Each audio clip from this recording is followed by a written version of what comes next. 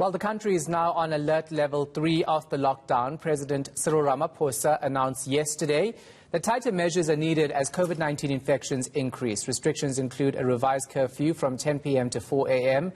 and a limit on the number of people allowed to gather. There are also new alcohol restrictions in place. But is moving the country to level 3 a good move by government? Let's discuss this further with Professor Charles Parry from the South African Medical Research Council. Prof, thanks for your time. We appreciate it. So is it correct to say, first off, that the demand for hospital beds in Gauteng during this third wave is at crisis levels?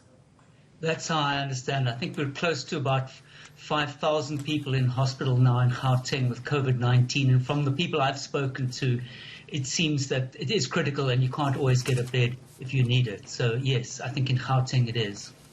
And just how dire is the situation, though? Are people getting turned away from hospitals? Because we've been speaking to, the Gauteng government about this issue, and they say they haven't reached that point. What are you hearing?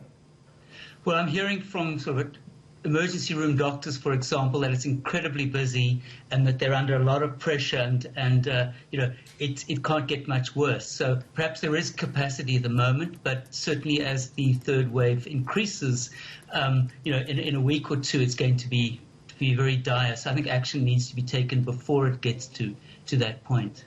Level 3, is that the right move, or do we actually need stricter restrictions?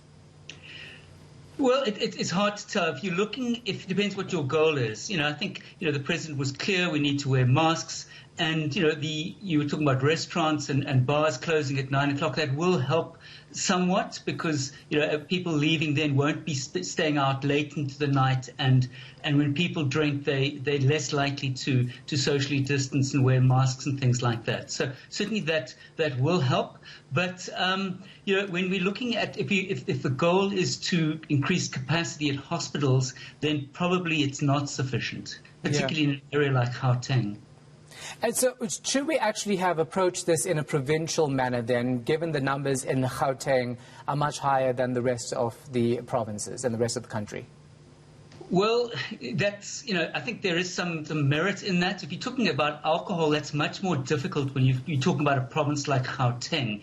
If you're talking about a more rural province like the Northern Cape or KwaZulu-Natal or the Eastern Cape, you could possibly, Western Cape even, you could possibly have different alcohol control measures because it's easier to control the borders. But Gauteng is very much in the middle. It's much more porous. So it'd be harder to have different alcohol control measures for Gauteng.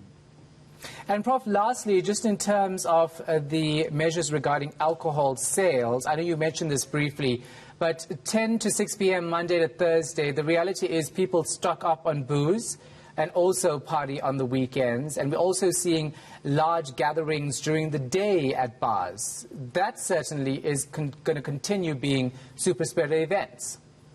Yes, certainly, and I think I think perhaps tougher action is needed, and certainly, from our own research, analysing the data from last year and early this year, a partial ban on alcohol. If you're looking, for example, at the trauma bed side of it, as opposed to community transmission, the partial bans, the Monday to Thursdays, on their own, perhaps with the curfews that we have, our data suggests that will not be sufficient, will not significantly reduce the burden at hospitals for COVID-19 patients. So, it's probably not enough in Gauteng.